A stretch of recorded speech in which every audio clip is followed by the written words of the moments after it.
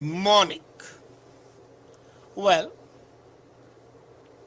the age in which we are living, or as a matter of fact, all the time, since the word came into being, the major issue has been working and getting compensated for that work. So, when we see in the modern age a reversal of trend and insidious creeping in of monopsony, it does send a chill wave of shivers down my spine. Well, you might be thinking, what's this animal monopsony? You are conversant with monopoly. Monopoly is when one individual or one set of individuals or one corporation controls the production and the sale of a product. That's bad for the consumer. And monopsony is what? Not only that corporation controls the production and the sale, and let me clarify, it's not only one corporation, it can be a group of corporations come together. So monopsony is when the employer is one and he can dictate to the employees. They have no way to go, they keep on working and they are exploited. The concept of the collective bargaining is a thing of the past. You know, if you look around yourself, the gender wage disparity is still the hallmark of this developed world where we say that all human beings are the same. You will also find there's a declining worker mobility and inequality. Why? You might come home many times and you find that you have not been compensated for the work you are doing. Sometimes you feel that you being an immigrant, maybe you are being paid less. Another time you have a feeling that being a woman you are being paid less. And sometimes you have a feeling that you are being paid less for no other reason than that you are being paid less. When that feeling is there, and not on one person, but that is shared by a majority of the people, that is a clear case of monopsony. Now, basically, monopsony creates a social upheaval, a psychological trauma to the workers, giving rise to a feeling of senseless, meaningless exploitation, and a resultant revulsion leading to isolation, alienation, and maybe depression in the individuals, and a social cleavage in the society as a whole. In the 18th century, when the Industrial Revolution started, it was a clear case of monopsony. But then, with the advancement of enlightenment, with the rise of the trade unions, the stranglehold of the capitalist started decreasing. It became a perfect market. People could move from one job to another job. But now we find that there is a reversal of the trend. The trade unions in some areas, in some sectors are extremely important. But in other sectors, they are not. What has happened is the process of cartelization has set in, and once you leave one industry, one unit of that industry, the moment you go to the other unit, other manufacturing organization, you are asked for a reference from the earlier employer. Even if you are not asked, your earlier employer is contacted and the feedback procured, and you are not hired. Or you are hired at a lower wage. You are exploited. This cartelization, either spoken or understated, leads to monopsony.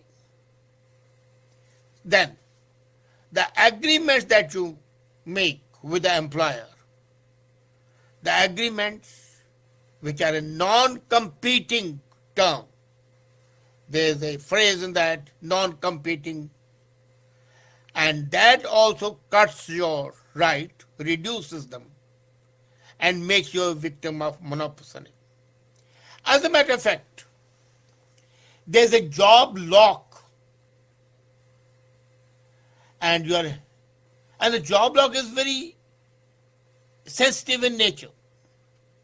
You have children grown up, you have possibly dependent parents who need help, care, and the company gives you health insurance and education plans. The other companies may not be giving you that. You want to leave the job because you feel that you're being paid less. But the job lock is there that you cannot leave because of the health insurance that's being given to you that makes you capable of looking after your parents. Or the education benefits that are being given to your children also inhibit you from leaving the job. So this job lock basically is essentially an ingredient of promoting monopsony. You know, I have always been disagreeing with President Obama, but ultimately last year he was compelled to set up CEA, that's Council for Employees Advancement. It is an advisory council, and it went into this issue of monopsony in detail. And they said the conclusion of the research was that monopsony is like a slithering snake, which you may not feel, but the venom that it spreads is so concentrated that it can be devastating. Now, why and how to remove it? We have seen it's happening, and it's happening because of three factors. A, you are incapable of collective bargaining. Your trade leaders are not sufficiently honest enough to represent you. There are political repercussions and political bindings, and then your social bindings and your commitments. All that makes monopsony a weapon in the hands of your employers.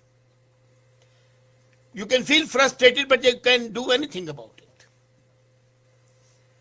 One of the proposals that was touted at World Economic Forum, at this Davos meeting, and was also discussed 5 days back in the World Governance Council, was that collective bargaining should ensure that non-competing clauses shall be deleted from the employer-employee agreement.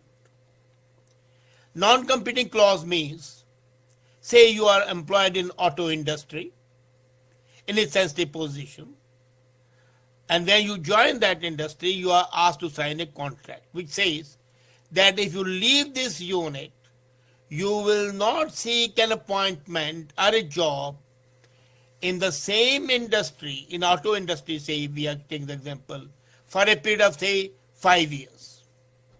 The plea is that you have learned some secrets and you might not reveal them.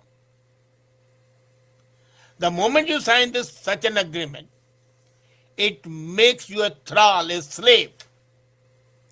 because you cannot join that industry, and all the experience that you have gained becomes zero, zilch, and you are a victim of monopsony. So the World Economic Forum and the Presidential Advisory Council both agree that the non-competing clause in the agreement should not be there. And now comes the crucial question. The employers say that this is important because in many sectors, the secrecy, the patents are very important, and if you join another one, either you will be dishonest to the new employer because you will not be revealing the real knowledge that you have gained, or you will be disloyal to the present employer because you will be revealing the secrets. It's really a catch-22 situation, I don't deny it. But then what to do? The need is to curb these conflicting opinions and resolve the issue. But whatever it might be, the non-competing clause has to go. Has to go for the good of the people and the workers and the labor. The second part is job lock. Now this is a societal problem. You would agree that you want your parents to be looked after. You want your children to be educated. But these are only two examples. There are 101 examples. I remember that in one of the organizations in India, at the time of Diwali, the women used to be given handsome saris and cosmetics to make them feel and persuade their husband not to leave the job. Because no other company would give those cosmetic, expensive perfumes, cosmetics and saris, which this company was giving.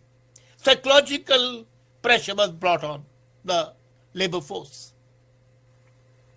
I'm not telling you the name of that company, but that's a fact.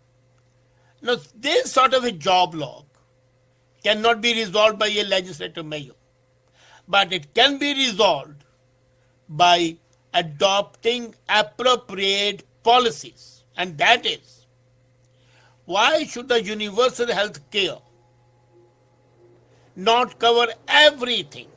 Even now, for example, in Ontario, about 40% of the things are not covered. Your vision is not covered. Your hearing is not covered. When you age, your hearing is required. The prosthetics are not covered. Why? So when 100% of the Medicare is covered, when 100% of the education is covered, the job logs would be reduced. They may not be eliminated. There are various other ways of imposing job logs. I don't deny it. But the number of the job logs would reduce and monopsony would be checked. As a matter of fact, a welfare state, in real sense of term, I'm not talking of the disabilities and the welfare that is given here in this country. I'm talking of the countries like Sweden and Norway, where from cradle to the grave you're looked after by the state and your needs are met. But at the same time, it's ensured that you work. It has to be a combination of electricism, of professionalism, of care, and of citizens discharging their duties. So today we discussed about monopsony. We have seen how it's working, eroding your rights. And this source of information is important for you because today you and your family members are involved, your friends are involved, your peers are involved. Tomorrow it will be the coming generations. As a matter of fact, monopsony is a very sophisticated form of slavery. Slavery assumes various forms: intellectual slavery, mental slavery, housing slavery, physical slavery. And this is a combination of the various factors. Normally, we don't imagine it. But the enlightenment and the information about the new knowledge being the topic today, I thought let's talk of the new ways of binding down the workers, the labor, and perpetuating slavery while maintaining the myth of a perfect market. Monopsony and perfect market are antithetical and have nothing in common. They are diametrically opposed. For the good of the people, it's important that the trend towards monopsony is checked right now.